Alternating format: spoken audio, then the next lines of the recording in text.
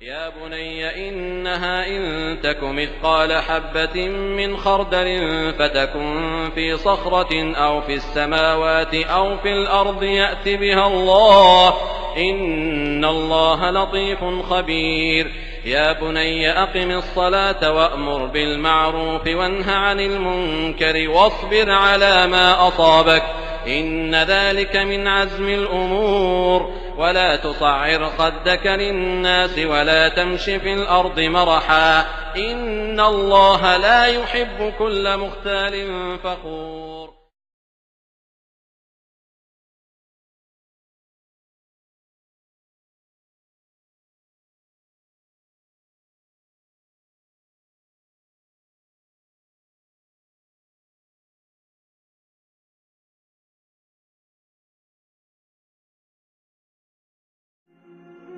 One of our pious predecessors, Thabit ibn Nu'man, was hungry and tired as he was passing through a garden that bordered a river. He was so hungry that he could hear his stomach growling.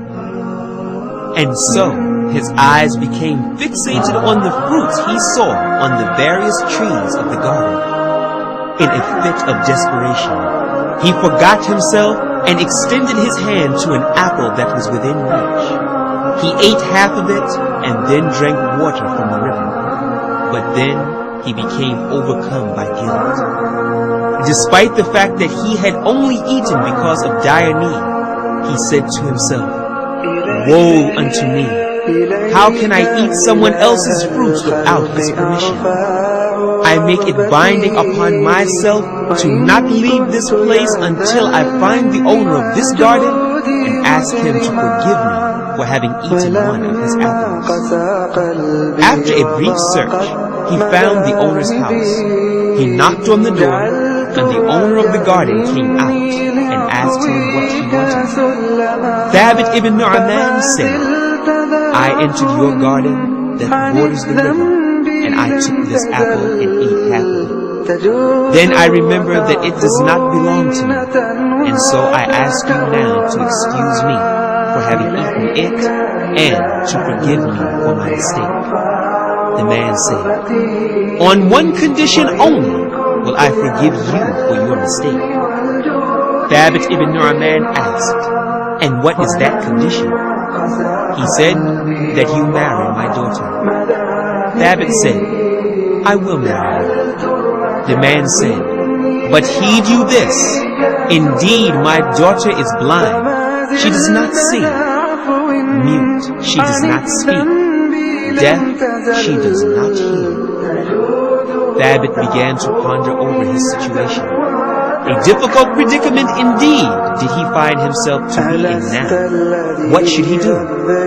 Not get out of it, thought Thabit, for he realized that to be tested by such a woman, to take care of her, and to serve her, are all better than to eat from the foul pus matter of the hellfire as a reward for the apple that he ate. And after all, the days of this world are few and limited.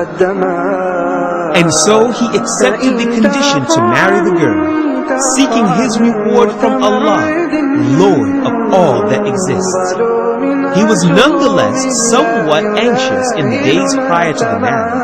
He thought, "How can I have relations with a woman who neither speaks, nor sees, nor hears?" So miserable did he become that he almost wished for the earth to swallow him up before the appointed day. Yet despite such apprehensions, he placed his complete trust upon Allah, and he said, "There is neither might nor power except with Allah. Indeed, to Allah do we belong, and to Him are we returning." On the day of his marriage, he entered upon her and saw her for the first time. She stood up before him and said, "Peace be upon you and the mercy and blessings of Allah." When he saw her grace and beauty, he was reminded of what he would see when he would imagine the fair maidens of paradise. After a brief pause, he said, "What is this?" She indeed speaks, hears, and sees. He then told her what her father had said earlier. She said, my father has spoken the truth. He said I was a mute because I do not speak any forbidden word. And I have never spoken to a man who is not lawful to me. And I am indeed deaf in the sense that I have never sat in a gathering in which there is backbiting, slander, or false and vain speech. And I am blind in the sense that I have never looked upon a man who is not permissible for me. Noble reader, reflect on and learn a lesson from the story of this pious man and this pious woman, and of how Allah brought them together. The fruit of this noble marriage was the birth of a child who grew up to fill the earth with knowledge. Yes, their son was Imam Abu Hanifa and Nu'man. May Allah have mercy on him.